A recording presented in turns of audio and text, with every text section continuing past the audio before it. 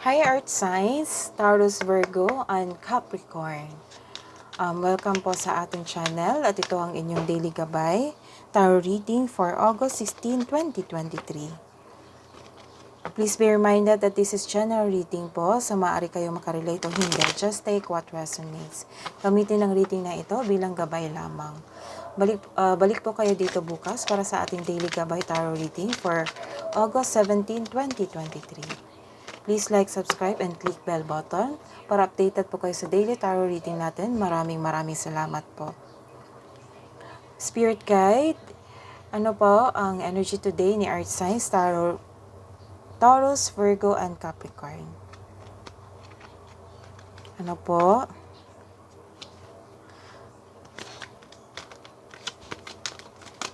Ano po ang Nine of Wands? Next, pili pa tayo ng isa.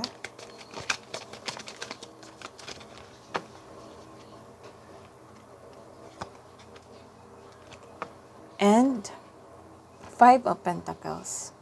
This card is an Nine of Wands. Nagkaroon ng impatience o delay. Sa araw na ito, naging impatient ka ngayon sa isang tao o isang bagay, pwede din sa trabaho. May kakilala kang matigas ang ulo. Gusto mong may halaga ka sa taong gusto mo. You are seeking first attention, pwedeng anak to, kapamilya mo, o kapareha mo. This card asks you to not surrender o huwag kang susuko, gaano man kahirap ang mga pagsubok. This card is a Five Pentacles reverse card. This card means moving on from challenges.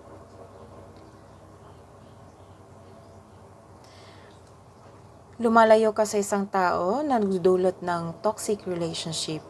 Lumalayo ka sa hamon ng panalapi na iyong naranasan ngayon. Ngunit may takot ka rin na bumalik yung naranasan mong hirap. The advice is focus and have faith. I-release mo yung naramdaman mo. Palitan mo ng positibo na ma-motivate ka ulit. So, ano po ang mensahe para kay Earth Signs, Taurus, Virgo, and Capricorn? Let's see your message from Spirit Guides. Spirit Guides, para po sa August 16, 2023, ano pa po ang inyong mensahe para kay Earth Signs, Taurus, Virgo, and Capricorn? You have 7 of Wands and reverse card, 3 of Swords. This card tells you na you're healing yourself from a heartbreak. You are letting go sa mga pain at masasakit na alaala. Kahit malungkot ka ngayon, hatid ng disappointment or heartbreak, nag-make move ka na for recovery and releasing a pain. This period of sorrow won't last forever. So, hindi ito magtatagal.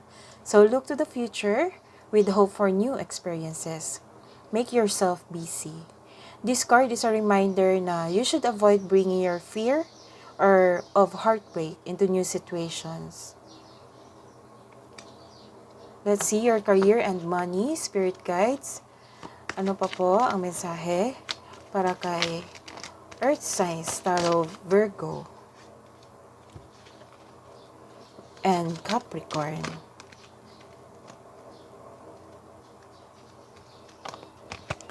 This is Queen of Wands and 10 of Pentacles. Wow. Ayusin natin.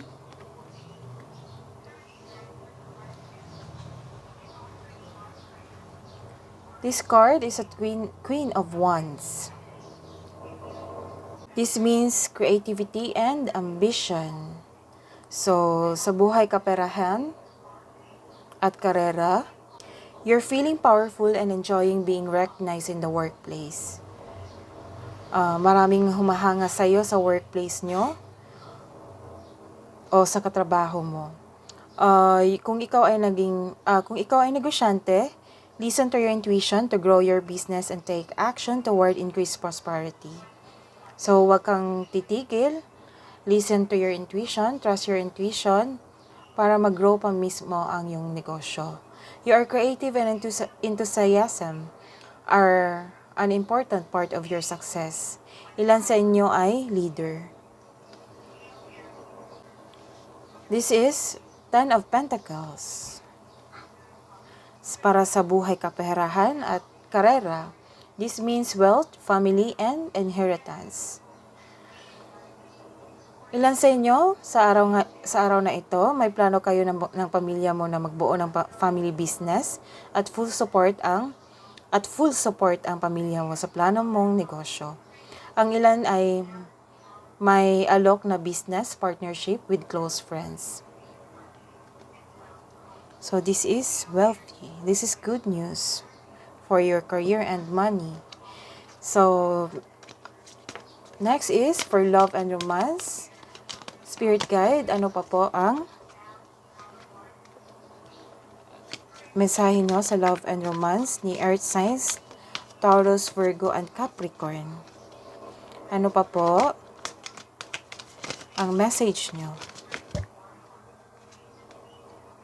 This is 8 of Swords. You have strength. This means overcoming obstacles and endurance. Para sa mga single, have a confidence at labas ka din sa comfort zone mo. Upang sa gayoy, you have a chance to meet new people. Para sa mga in relationship, share your opinion o problema mo sa iyong partner para alam din niya na nasasaktan ka na or hindi na siya nagkaroon ng time sa iyo. Kasi minsan may tao talagang hindi sensitive or palagay na sa relasyon without knowing na nasasaktan na ang kapareha nila. So you have 8 of Swords. This means you are feeling trapped or nagkaroon ng restriction sa buhay pag-ibig. You're feeling trapped o stuck ka sa isang relasyon. Ngunit ang pagsuko at paglayo dito ay napakabigat sa pakiramdam. So, iniisip mo dito na mag-let go or makipaghiwalay or feeling trapped ka because of sa nangyari sa relasyon nyo ngayon. Siguro walang growth or time na nabigay sa iyo ng kapareha mo. This card asks you to allow yourself to experience love again. Para sa mga single dyan. So ano po ang advice para kay Earth signs, Taurus, Virgo, and Capricorn? Spirit guide, ano po ang advice nyo para kay Earth signs? Isa lang po. Para kay Taurus, Virgo, and Capricorn.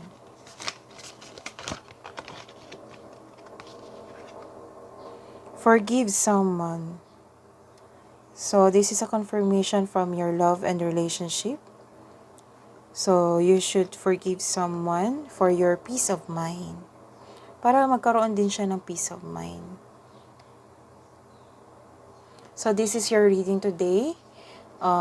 Earth signs, Taurus, Virgo, and Capricorn. Please like and subscribe and click the bell button for notification para po updated kayo sa daily tarot reading natin. Maraming salamat po.